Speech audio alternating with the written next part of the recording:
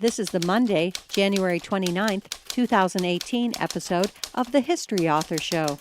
Visit our iHeartRadio channel or subscribe on iTunes for a brand new episode every other Monday morning. Oh, New York ain't New York anymore. How I miss those old pals of mine. The sawdust is gone from the floor where we harmonize sweet Adeline. On the east side, west side, things ain't like before. There are tears in the eyes of the regular guys. Oh, New York ain't New York anymore. Adventures with Admiral Byrd. Another thrilling episode from the breathtaking career of one of America's greatest explorers. Hello, history lovers, and welcome. I'm your host, Dean Karayanis, and this is the History Author Show on iHeartRadio. In this episode, our time machine turns icebreaker and heads south to the other land down under for a chilly Jazz Age adventure. Our guide on this amazing journey is Laurie Gwen Shapiro, who brings us the story of a scrappy Polish-American kid from Manhattan's Lower East Side. His name is Billy Gawronski, and he steals away on a journey for the Roaring Twenties' final frontier. Her book is The Stowaway, a young man's extraordinary adventure to Antarctica. It's the spectacular, true story of a young man who snuck onto the flagship of famed explorer Commander Richard E. Byrd, who we know today as Admiral Byrd. Billy did this and demanded a place among the crew and in the pages of history. Our guest is a native of Billy's corner of Manhattan, and you've seen her writing in New York Magazine, Slate, the Los Angeles Review of Books, as well as in her history column focusing on unsung heroes like the ones we'll be talking about today. Laurie Gwen Shapiro is also a documentary filmmaker who won an Independent Spirit Award for directing IFC's Keep the River on Your Right, a Modern Cannibal Tale. She also earned an Emmy nomination for producing HBO's Finishing Heaven. Visit her online at lauriegwenshapiro.com, follow her at Laurie's Stories on Twitter and Instagram, or toss her a like to facebook.com/Laurie Gwen Shapiro. Okay, now that we've piled aboard the SS New York and bundled up for the journey, let's join Laurie Gwen Shapiro and meet the Stowaway. I'm joined via Skype by Laurie Gwen Shapiro, author of The Stowaway, a young man's extraordinary adventure to Antarctica. Thank you so much for making time to chat with the History Author Show.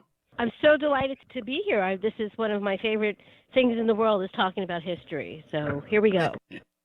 Well, mine too, as you might imagine, and I love all of the energy that you have, not just right here that listeners are going to be able to hear, but all throughout the Stowaway. You can really sense your excitement, and we catch this excitement from this amazing young man. The word that appears a bunch of times in the Stowaway is one that we don't hear much today, and I wanted to start off with that. It's the word plucky. How did that quality help Billy Gawronski capture the world's imagination in the Jazz Age, even during a time people couldn't say his name, couldn't spell his name, yet he captures their imagination, does young Billy, but also yours when you just stumble on a single article about him. What is this plucky characteristic that he had? Well, I think the thing about Billy Gawronski, and this is a nonfiction book. People think it's a novel, but this is my protagonist in a nonfiction book where he's stowing away to Antarctica in 1928, literally jumping in the Hudson River to swim to the ship where Commander Byrd, who we all later know as Admiral Byrd, is located. He didn't just, I don't want to give too much of the story away, but just you have to know right up front, this didn't just happen one time. This kid just kept stowing away and stowing away to the Yeah. point where first it was everyone in New York City was cheering him on, particularly teenagers, as you would probably imagine. He was sort of an anti-hero at first, but then I think his pluck actually won over the crew. And I think the thing with Richard Byrd, who many people might not remember now, but back in 1928, he was a household name like Charles Lindbergh. He loved to have crews where everyone got along. He wanted team. The fact that he saw that his own crew was cheering for this kid really helped in favor of him getting aboard this expedition to Antarctica. There's so much in the book already, but I want to pause on one thing to tease there, and that is that, yes, he does not just stow away one time. So if people thought they misheard there, that's actually a fact. You'll have to pick up the Stowaway to find out his amazing trek to become part of the crew. He's not just some kid that hides in the hole for 6 months or whatever you might imagine the time would be before he's found and kicked off. He makes himself a vital part of the crew. He really is inspiring. He's inspiring to Polish Americans at the time. Billy's parents are both immigrants from Poland, and the heritage plays a big part in the Stowaway. As this young for his age kid, you talk about his squeaky voice, he seeks to be the first Pole to reach the South Pole. This is another thing he thinks he'll be attractive to Byrd. He's really pitching himself. Poland magazine said he'd go down in history as the Kosciuszko of the Byrd expedition. That's correct. Gives you an idea of how they really start rooting for him, right? Describe the New York City of Billy's youth and the Hoboken, which is where he dives into the water there. Every day when I go through there on the train by where I used to live, I try to picture him in the water at Pier 1, and I would not dive in there, I don't think, at 17 to try to reach a ship and swim all that way. So describe what the conditions are in the city at that time and how he becomes the obsession of Admiral Byrd's expedition, how that becomes his obsession. Well, I think one thing that you need to know is that Billy Gawronski is a Polish Catholic kid, and he grew up on the streets of the Lower East Side, where I actually live and where my family has been for over 100 years. So that part I was a little bit more familiar with. But there was a community, a large Polish Catholic community right there in the East Village. There still is a church there called St. Stanislaus, but that immigration of the early 1920s and the teens, those people have dissipated into different communities, but there's still a vestigial community there.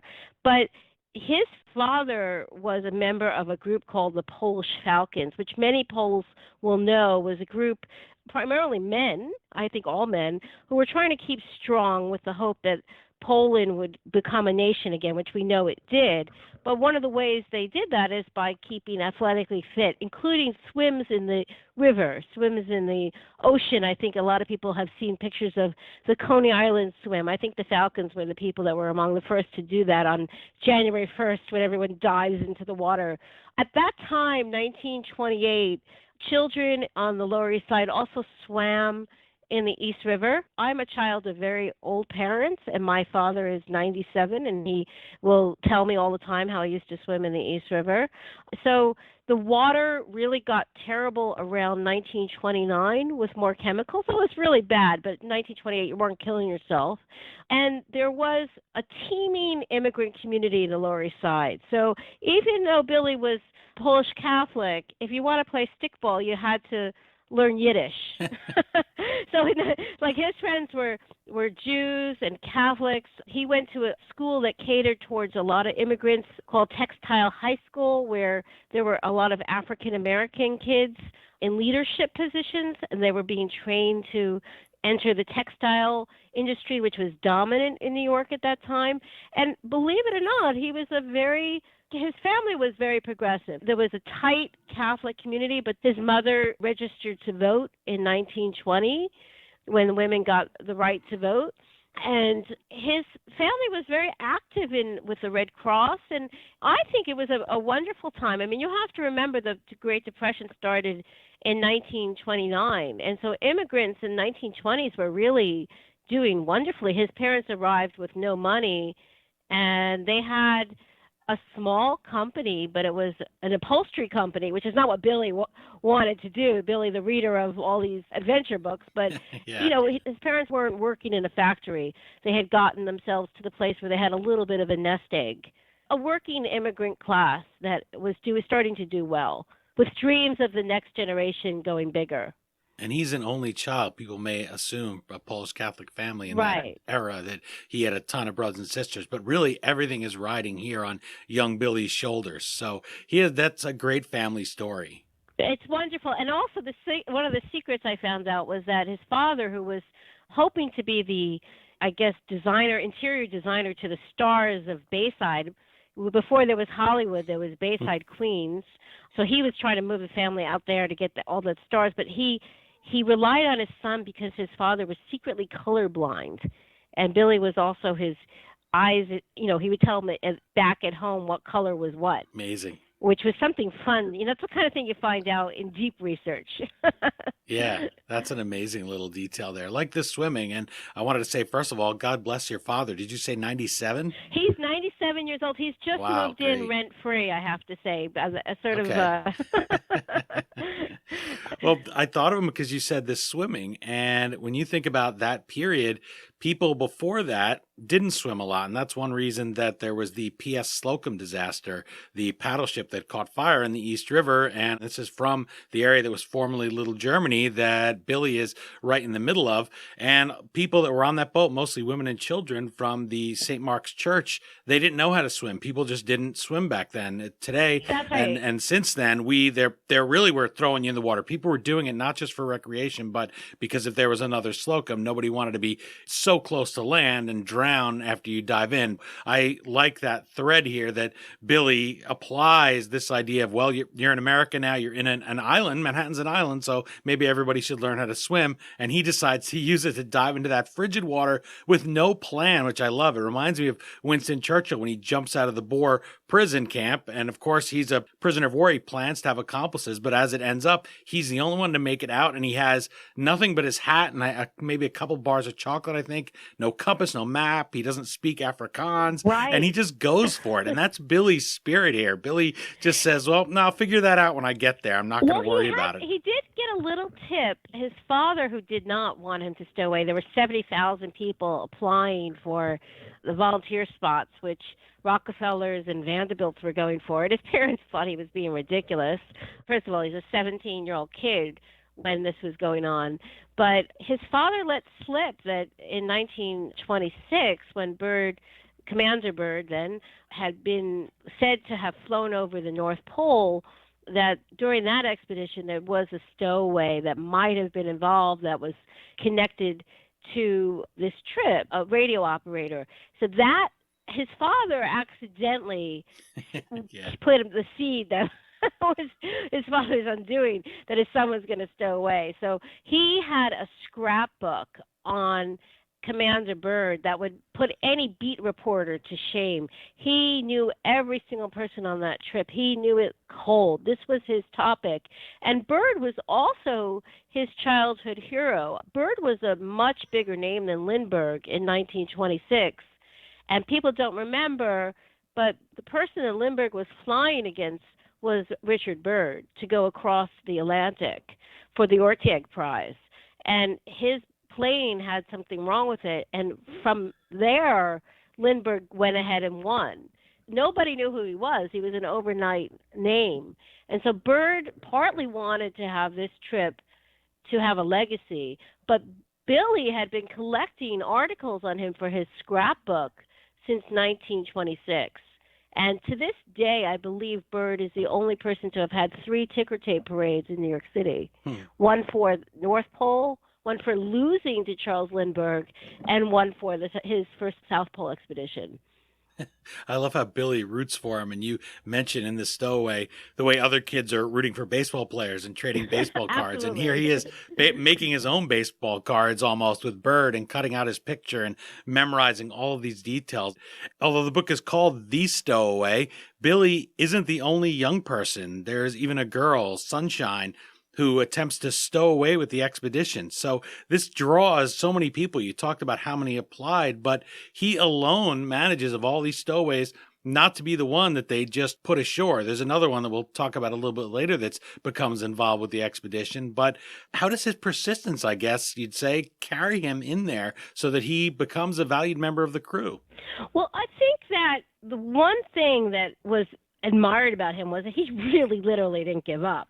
The most amazing attempt was first the swim along the Hudson River, but as you hinted at, there were other stowaways on board. They all were shown the side of the ship, except for one, which we'll go into, but he didn't get to go to Antarctica. But he then stowed away again on the supply ship, thinking that no one's even going to look at the supply ship, but they caught him again. And then you think, okay, the kid's going to, like, give up at this point. Even at the second one, he didn't even bring any extra food or clothing, but he decided that he was going to hitchhike down to where the supply ship was reloading in Virginia and Hampton Roads. And he basically just wowed everybody. I mean, can you, like, and Byrd, when he heard that Billy had come into Virginia, started laughing. He said, "You got that wrong," to the reporters, and they said, "No, he's here." And he said, "How can that be?" And I think that what was really wonderful was that I found a very old article from Virginia where a nameless reporter was talking about Byrd finding out that Billy had actually hitchhiked down for a third time and how he burst into laughter. And I think that's a really good window into how he felt. He was secretly admiring the kid. He was less of a nuisance and more of an amusement. But I think what was so fascinating to me in following the course of his story is that he really did want to prove himself to Byrd. And there were several occasions on this trip that he actually did. So he starts out as a mess boy, but his life got a lot harder from there. It's a lot harder than washing dishes in the galley when you have to go down to the coal room. Even lower. Yeah. Almost just a mascot, just somebody that's along for a laugh, like baseball teams of the period would just carry along a young kid that they thought was good luck or to be the bat boy, and then they would just dump you in a town along the way when their luck changed. We've tweeted back and forth. I've tweeted to you at Laurie Stories, where listeners can go and follow you, about various things, pictures, great stuff about the Stowaway. And one thing I said that people will find when they pick up the book is there's those moments when you're reading it where you say, "Oh, come on." At least I did. And you say really like researching too. Yeah, I can imagine. And that's the thing. Like, when you read it, you will think this author cannot possibly be honest. But I'm telling you, all the footnotes are there. All the stories are there. And that story of him getting on that boat, what a great way to start. So if people will see that when they read it, but it's just such an amazing series of events in his life and this never give up. And also your writing style that brings it alive. And I felt as if you were winking at us and sharing the excitement you felt here throughout the Stowaway. For example, you'll set small things off in brackets every now and then, humorous thoughts about Passover, for instance, for one of Billy's crewmates, his Jewish crewmate. And you say, "I believe, how is this night different from any other night?" Well, it's -50 below. And so that's those little things. And Billy's inner monologue, that's really a lot of fun. And I know that this is a new frontier for your writing career. So how did you develop that narrative voice and decide that's how you were going to tell this story? Or was there just no other way to tell it because Billy grabbed your hand and said, "Here, tell my great story, miss"? Well, first of all, I knew that this was an unknown story. I mean, he had actually been quite well known in 1928, a lost story, I should say. But there are people that know about Byrd's expeditions to Antarctica. There were 4 expeditions altogether. This was his most famous one. This was the first American expedition to Antarctica and put Antarctica on the map for Americans who didn't care in the way that the British and other Europeans cared about their heroes like Shackleton and Scott and Ormiston. Byrd really was the first time people were focused on Antarctica. But I think that there was so much to kind of take in. I mean, in addition to Billy, you have Admiral Byrd, he becomes admiral in the middle of this book, but you have over 60 people on the crew, you have his family, and I thought the last thing we need is to interject my story. There's a lot to get out there, and I think that at first, you play with a few things, and I thought this is not my story at all. This is really Billy's story. It's a lost story, and I'm not doing him any service by interjecting myself into this book. Although there was a temptation because I got so dedicated to the story that I actually decided to track the exact spots that he went to Antarctica, and I actually got to New Zealand, to the very bottom of New Zealand, to go to the Ross Sea, which is a very difficult place to get to. Most Americans that go to Antarctica will go from Argentina to the peninsula, but to the Ross Sea is where the explorers went of the heroic age and then the age of aviation. And it's much closer to the South Pole and much colder, and the weather is unbelievably tough. I mean, the winds, the waves, you can't imagine. But I wanted to have that experience as well, and to see the penguins for the first time, to see the ice barrier, which we now call the Ross Ice Shelf.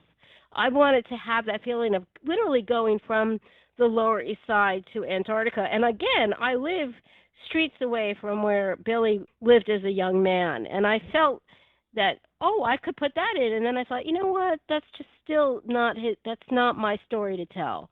And so it really was a moment of holding back. And I did put in an author note which explains a little bit about that, but that's as far as I got in terms of interjecting myself into what I thought was a crazy tale to begin with. We didn't need it to get even more complicated. It's something, because it would have been very natural for you to want to jump in there with him and have your experiences. So I really appreciated that when I picked it up, because it is fast paced. You want it to be, especially when, had you done that, it would have been easy to linger over the fact that, hey, they're living in the ground in the ice when they have little America down there. And so you could have really dragged it out with that and talked about a lot of the day-to-day things, and it would have just bogged the book down. Well, I think that it's a shorter, it is a full-length nonfiction book. I happen to love books that you can almost read in a night. It's not, I didn't want it to be, I mean, Billy Gawronski is a wonderful character, but, you know, he's not Winston Churchill. I'm not going to write a tome about him. You know, people are not going to want to spend 800 pages with this man, but I think that I thought perhaps if I do a well-edited, controlled narrative, that people might pick up a book about someone they've never heard of. Perhaps they've heard of Admiral Byrd, and that's another way to get them in. But, you know, he isn't the greatest man in history, but I think he's one of the most interesting side characters that I've come across in many years. Because he is a way in as a 17-year-old boy, he was the youngest member of America's first expedition to Antarctica. And I was able, as we'll probably talk about this, I was able to get tremendous access to his life and his experience. And with that, I thought, what a wonderful guide for us. He didn't know anything really going in other than what he had researched in his own library down the street. And why don't we go with him together and let Antarctica unfold for us? It's great because there wasn't much to be known at the time. This was a real, genuine adventure. This is not getting on the bus at Port Authority for the first time and going to Atlantic City when you're 21. I mean, this is really into the unknown. He doesn't know if he's going to find dinosaurs down there, literally. And he, not just because he's a kid. I mean, adults think that there could be a warm, tropical, forgotten land down there. So it's so exciting. You have to think about that for a second, that the difference between 1928 and America's expedition and 1911, where the other famous expeditions are, 1910 and 1911, where you have that Shackleton, Scott. Amundsen was the first to actually walk to the South Pole, beating out Scott. But this is the age of aviation, and this is very important to remember as you read my book, because not only are they bringing the dogs, which is great, you know, for anyone who loves old dog stories, you know, they brought 100 dogs to the area, but they're also bringing airplanes. There were 3 airplanes going to fly over the continent for the first time, and they're not going to just have what you can see by foot. You're going to see a much wider view, and that's why publications like Popular Science even speculated that there could be indigenous people that we're going to see for the first time. There could be lost creatures. You have to remember this is also the time of the Komodo dragon coming onto the map. I mean, there were new things being explored. King Tut was discovered not that far before, and so they didn't know what they were going to see by being up in the sky. Imagine someone flying over America for the first time and saying, oh, look at that thing, which is the Grand Canyon. I mean, there was things that you can't see just by walking a straight path in blinding snow. I wanted to mention something that was a very practical concern for you researching, and that's you find that first article that you mentioned, and then you go in search of more about this kid, but they're constantly misspelling Gawronski. It's Gawronski. Then he complicates it by sometimes giving an anglicized version of the name, which was common among immigrant families there. You wanted your upholstery made, which, by the way, not a trade would be needed for this great adventure he wants to He be. called himself Gavron. So at one Yeah. point. So No, it's very interesting because when I first started to look for this story, I was working on a short article about the Polish Catholic Church in my community, and I thought it had, it's the first Polish Catholic church in New York City, and it had a very interesting history. But when I found out about this Stowaway in one article, I just sort of stopped everything. I said, "Whoa, what is this?" And I just started to really concentrate on him, but I couldn't find anything else. And I had this sort of aha moment that my friends that have long Polish names, no one ever bothers to spell it right. Maybe if I started to play around with letters, I guessed that there might be reporters that couldn't handle a very long Polish name in 1928. And I thought, why am I not this is such a crazy story. There has to be more articles. And I started to put different spellings in, and everything started to pop up. I went from one story to 8 to 15, and then I was able to really start to build a story, but I still didn't have enough. And I really felt that if I was going to tell this story as a book, I really needed some kind of descendant alive to give me more information. And that was what once I had like a core of about 10 articles, I started to look for a descendant of Billy Gawronski's. Then you could really look for somebody that was living that could help you figure out what that was. Right. And I made a crazy, absolutely nutso chart. I laugh about it now. My Excel chart of Gawronski's up and down the Eastern Seaboard. And I would call people up and say, "Hi, I'm wondering if you possibly are descended from a kid that swam across the Hudson River and stowed away to Antarctica." And click, click.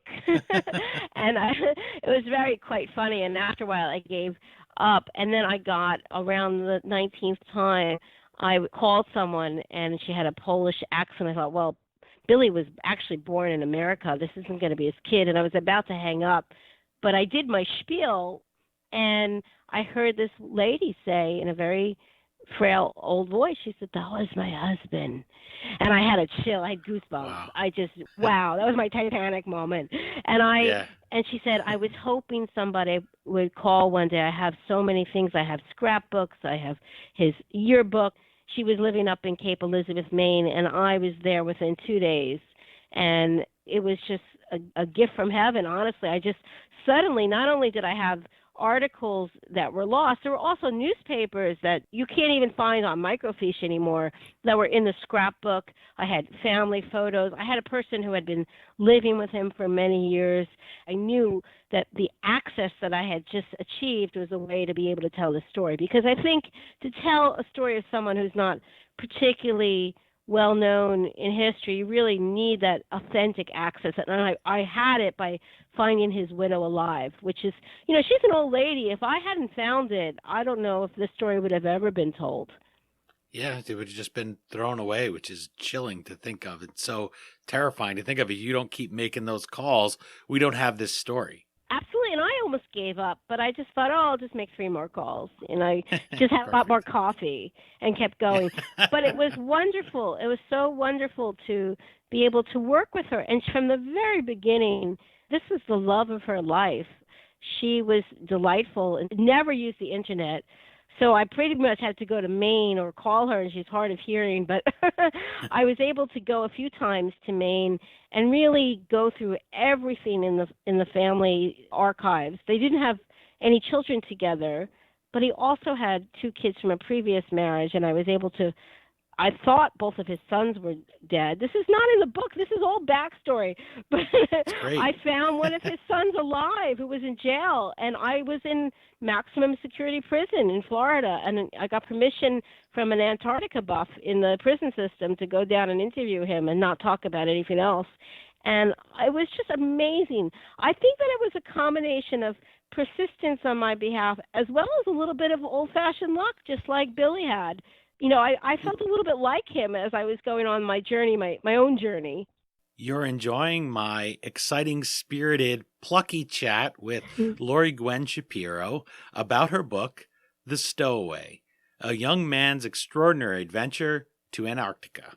You can visit her online at lauriegwenshapiro.com, follow her at Laurie's Stories on Twitter and Instagram, or facebook.com/Laurie Gwen Shapiro. Mark Kurlansky, best-selling author of Paper, Paging Through History, writes, quote, Laurie Gwen Shapiro wrote The Stowaway like a Jack London novel, with a sense of adventure, wonderful detail, a lineup of intriguing characters, and above all, a great story.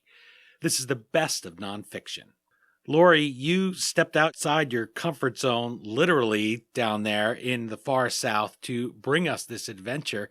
The Wall Street Journal wrote that you admit you're no great adventurer yourself, and they said you're, quote, keenly aware that on the surface, she isn't the most suitable writer to tackle the subject, unquote. And I know, like me, as somebody who lives in New York, you're a native New Yorker down there from the Lower East Side, we all know people that say, well, adventurous for me is I don't go above 23rd Street. I'm not... Get a nosebleed. I'm not. I had a friend, he said that. He says, oh, I'm looking. He was on J-Date, and he said, I'm not going to go for anybody that's above 23rd. And this girl, I said, how did he find you? She lived in Connecticut. And she said, oh, I used to live down there in Gramercy Park, and I never changed my address when I put my J-Date profile. So fortunately for that little white lie, for him, that's how they ended up connecting, or he would have just deleted her. So since you don't in the book talk too much about that trip to Antarctica in The Stowaway, tell us a little bit about how you did use it. You said how you didn't shove yourself into the story, but what parts that were maybe left out about the cold, the climate, the animals, what parts did you learn that helped you flesh out Billy's story? Well, I really had a very strong sense that in order to talk about Antarctica, I had to experience it, because I find that the best nonfiction, the author has actually gone to locations. So one thing that I did is by leaving from New Zealand where they left, I was able to cross the water and feel the waves. And I have to be honest with you, everyone around me, I was on an expedition with about 65 people, and there's very few expeditions that go to the Ross Sea. So it was a very special one, and very seasoned travelers were on it. There were no New Yorkers, by the way, but I was up on deck. I was not passed out vomiting like a lot of my people on the trip. And I was pleasantly surprised by that. The thrill of the waves coming at you, that is something I could not describe unless I'd experienced it.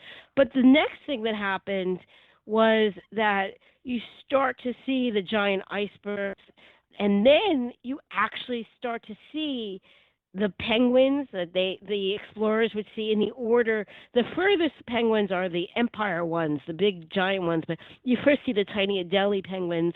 And we would be able, when we were in that area, I was in the cheapest room by the engine room in a triple, so don't get too excited about my adventure. But the point is I was there. But we had helicopters on our ship because this was a highfalutin expedition, and we would fly over to the ice, and we would also take Zodiac inflatable boats out.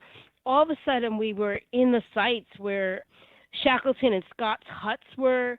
I was there. I could see everything frozen in time. I had tears in my eyes more than once. Did they freeze? Actually, yes, they did, actually. I actually smell the penguin dung. They call it guano. Mm-hmm. You cannot imagine how much penguin dung smells. You could see that it's not just the color white, the light, there's reds. The sunsets are unbelievable. It's pretty bright. I mean, I was going in February, so that's the Antarctica summer, which is when they went as well. I mean, when they were doing their explorations and their flights, the crew was overwintering when it was really cold inside of huts in Little America. But when they were out working, it was the same time of the year as I was there, and I was frozen. There was actually a woman on my trip who's actually okay now, but she had a heart attack. Oh, gosh. That's how dangerous it was. This wasn't this little trip that we were doing and we got to the tip of Antarctica and went back. This was really in the Ross Sea. McMurdo was there. One thing I didn't know is how every country has their own station, We actually stopped in the Italian station and had an espresso. That's actually what I was picturing, and I said, well, I won't ask that. That's absurd, but here you are.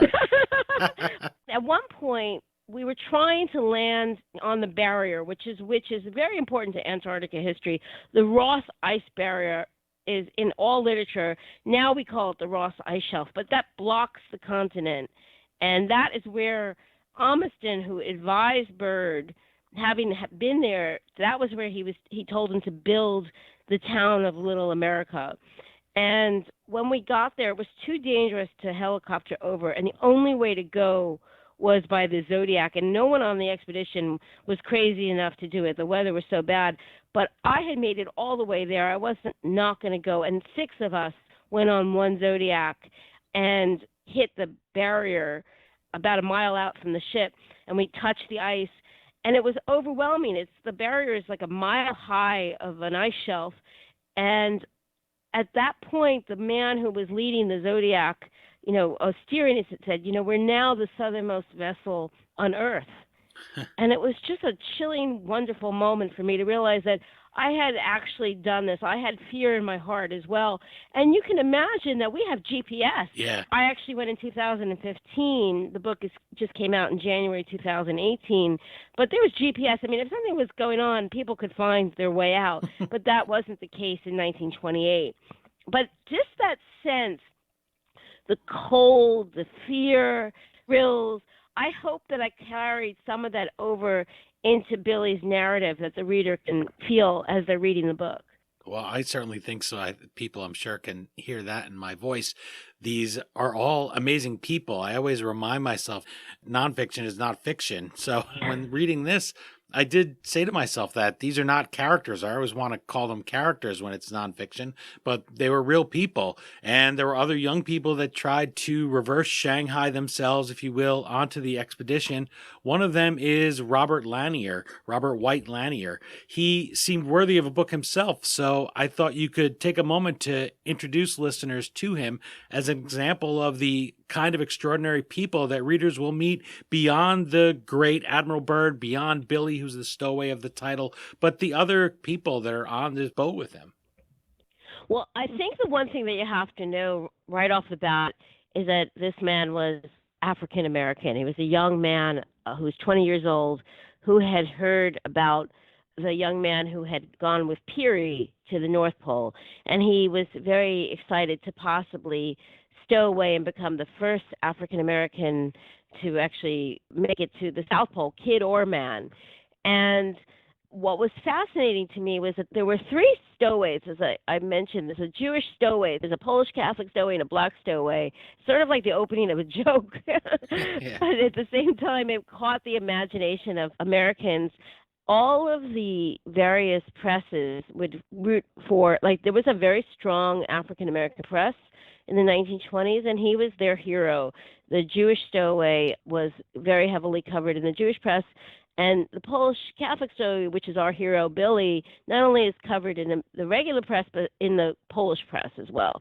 What was fascinating was the first person to really be taken on was Robert, not necessarily because they saw him as this great man, but because Byrd wanted to have a black assistant along, and there's sort of this racism that could not be really said in old books when Byrd was alive, but it's not necessarily that he's a racist, it's part of the time. I mean, the New York Times and many papers across the country talk about coaxing Robert White Lanier out with watermelon. I mean, I was shocked as I actually had to put a few things in brackets because I wanted the reader to know that this is coming from the time. And it was in every newspaper. He was treated terribly by the crew. There were people popping up that were just disgusted that they were the 70,000 applicants and they're taking a black man along. And that was really eye-opening. I had no idea about that until I entered the story. And then I tried to trace him. He continued to try to stow away after he was brought back because of racism on the ship. And he thought, well, I still have to get in front of Admiral Byrd. I'll make it all the way to New Zealand.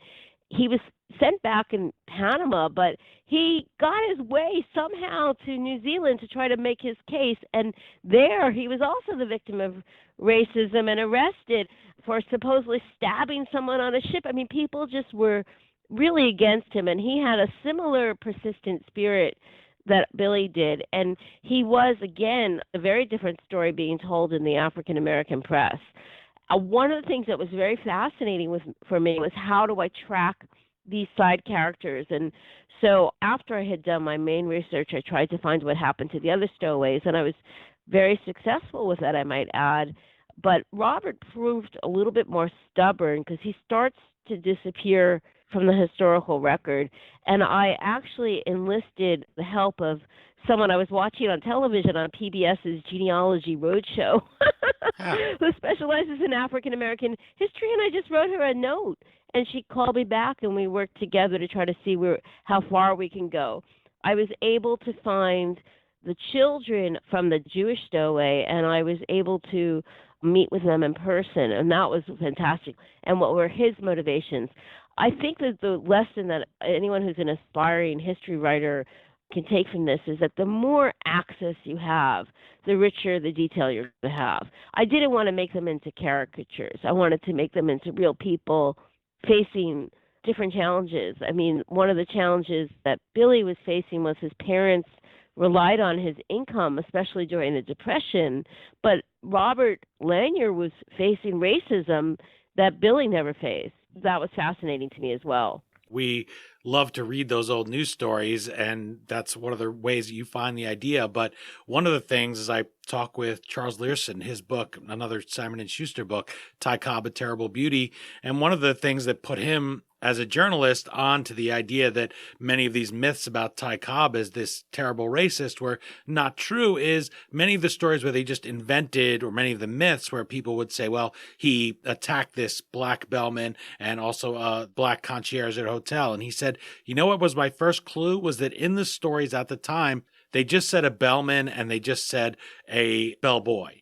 Whereas in every story, it would always just be, you would have to put in there the word Negro that they used at the time, which was one of the kinder ones. He said, if you could say Negro attacks man, or if Ty Cobb fights Negro, that's what they would put. Right. And he said, so that was my first clue, that let me look and see. And that's what clued him in. I mean, this is a rare positive example, I guess. I can't imagine another positive way that will be used, but that's how pervasive it was. I can imagine editors back then at the New York Times saying, well, why didn't you put that in? Come on, sex it up a little bit. Let's try to get a racial component. And here for Robert, part of that is people say you can't take it down there. They just didn't think that people of African descent could do it. So he is really driven, and that's one of the kinds of people. He goes to Tahiti. He travels everywhere. So he travels everywhere. And you have to remember, again, I want to really reiterate, everyone wanted to go on this trip. The richest kids in America were wanting to work as bottle washers. The idea that Byrd initially let someone who was black, first part of the trip, did not sit well with a larger American public. And it was amazing to see the newspaper articles from the day, just openly racist some of the journalists were. And you have to also remember this is the era of the Ku Klux Klan as well, when they were at the height of their power. And it was fascinating to me because that wasn't something that I had gone into the story thinking about. And I really had a new understanding of some of the social issues that each of my characters were facing. I mean, Byrd, of course, was the perfect all-American, and that was one of the reasons he was an idol, was that he was a fresh, clean-looking guy from Virginia, from a good family, and it was fascinating to me to see that what today we don't really think about the Catholics of America facing prejudice, but that was the case in the 1920s as well. So think about my father, once again, my historical source, my old dad that lives in my house, was telling me about how he cried when Kennedy was elected president because Al Smith lost in the 1920s, and there was such prejudice against him because he was Catholic. So that was fascinating that here was a Catholic kid going to Antarctica, and the issues he faced there as opposed to an African American. All of those social classes became very clear to me after years of research, where it was all a little fuzzy when I was diving into the water, so to speak. The chilly water of the Hudson River there off Pier 1 in Hoboken. And it's great to go back. And if you're going to travel back in history, let's wear our real glasses so we see things clearly, not the rose-colored glasses. Let's really feel what their lives were like and what the country was like here right before the Great Depression. And then when the Great Depression hits, and you cover that a little bit and how Billy confronts that, it's something that fleshes them out. You see what their real challenges are and don't turn away from it when you read the book. And that makes it all very three-dimensional. Thank you. I think that was the thing that was really fascinating to me, was how quickly this fame went away for all these men. They were household names in the United States in 1928. Think about the journey. It's from 1928 to 1930 they return. In 1929 is the stock market crash. And they were very lucky to get a ticker tape parade upon their return, but the Depression had already started to take away the attention of these larksome adventures, and Americans were really focused on having a roof over their head.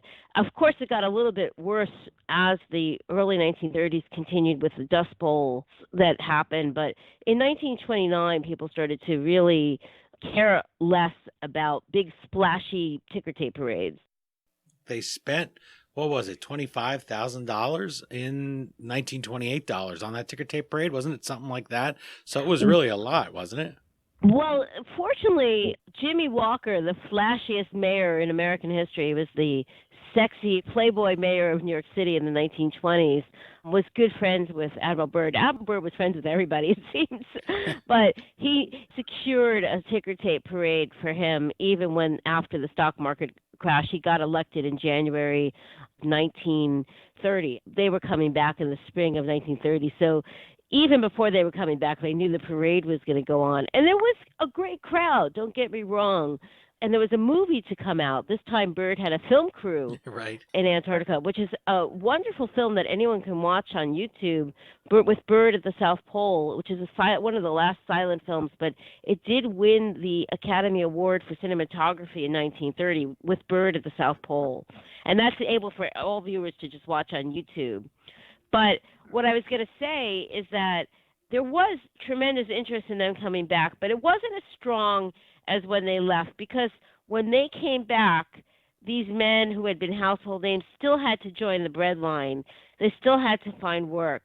And it was wonderful that they were feted and they got parades, but now who's going to employ them? Because they were working for Byrd for free. For the most part, these were volunteer positions, and they thought they were going to be handsomely paid. No one could see the stock market crash coming in the middle of this expedition.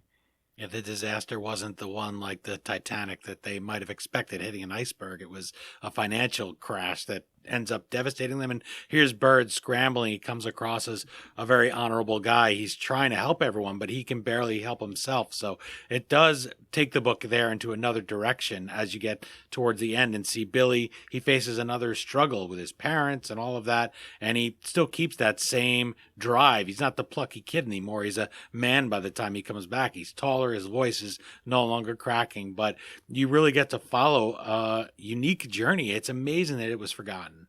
I think one of the things that was the most amazing find for me was I actually traveled to Ohio State University, which has a tremendous archive of all of Byrd's 4 expeditions. I think Byrd thought that he would be famous through the ages, and he kept everything. And there was a Stowaway file, and no one had ever really looked at it. And I grabbed it, and in it was these incredible correspondence, not only between Billy and Admiral Byrd, but between Admiral Byrd and his immigrant mother, who was really worried about her son. And that was and desperate in the Great Depression. And that was an incredible correspondence that he had no idea existed. His mother did not tell him that this existed, and neither the widow had never seen these letters either. And it offered yet another window onto what was really going on. In fact, his whole life he was wondering why he didn't get invited back on the second expedition to Antarctica. And the answer for me was right in that file, which is that his mother begged Byrd not to put him on that. She didn't want her son to be risking his life again. And he grew up his whole life not knowing that communication had occurred. And I was reading it so many years later in the middle of Columbus, Ohio. Huh. Amazing, right? That was this whole thing. That's the kind of thing you really feel like you have that perspective, that wider author perspective that you have of somebody's life, things they don't even know about it. What an amazing find. Yes, he was.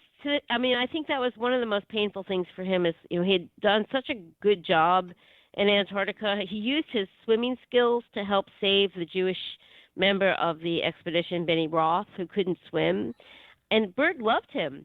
And he was used for great promotional ability as the stowaway kid.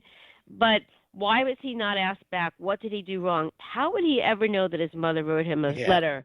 I would kill my mother if I found that out. But yeah, I know. She smartly never told her son. So he died not ever knowing that. That's tough. But there's many, many uplifting moments here in the books. I don't want people to think that there are downers. That's something that Billy does live a full life. So it's not as if he gets to go on such an adventure that should have been enough for one lifetime. But he goes on many more that we haven't touched upon here. I can catch sight of the Ross ice shelf from the deck of our ship here, which I feel like a fool saying because my tears are not freezing. I've been to Brandon, Manitoba in the middle of winter at around Christmas time, so I've been pretty cold, but even that I don't think is quite Antarctic cold. So we'll wrap up our interview here with a final question, and that is, looking back from our warm purchase here in the 21st century with GPS, what do you hope readers, especially those that are maybe around Billy's age, just trying to find their way in the world, decide what adventures they are going to follow in their lifetimes, will take from his example in The Stowaway to capture some of this adventurous spirit that Byrd personified in the Age of Adventure? I think what was fascinating is that, to me, that Billy Gawronski was a reader, and he loved books. And he loved adventure stories. And what really opened his life was reading. And his determination was to be remembered, to be significant. And he felt that although he could have a good life in the upholstery business, that wasn't going to give him the kind of significance that would go down in a book.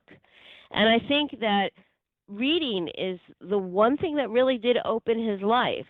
And I hope that readers young and old will continue to do so, to read. I mean, never stop reading, and then also not giving up.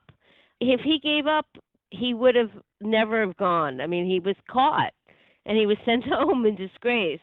And I felt that to do his story service, I had to keep going until I was able to crack the narrative. For me, that occurred when I found his wife alive. But my two takeaways, I would guess, is to really read widely and to be persistent. Well, Laurie Gwen Shapiro, author of The Stowaway, thank you so much for giving me something great to read, because this was a fantastic book. I enjoyed it so much. I did have many of those "oh come on" moments, things like his mother writes a letter to Admiral Byrd and says, "Please don't take my son." It's like you really flesh these people out. It's like sitting down to dinner with Billy and his family many times, and then on the boat, this plucky Polish American kid from Bayside, Queens, by way of the Lower East Side, Tahiti, New Zealand, Antarctica, and so many points in between. I wish you the best of luck with this wonderful adventure, and thank you again for your time. Thank you. It's been a real joy to talk with you.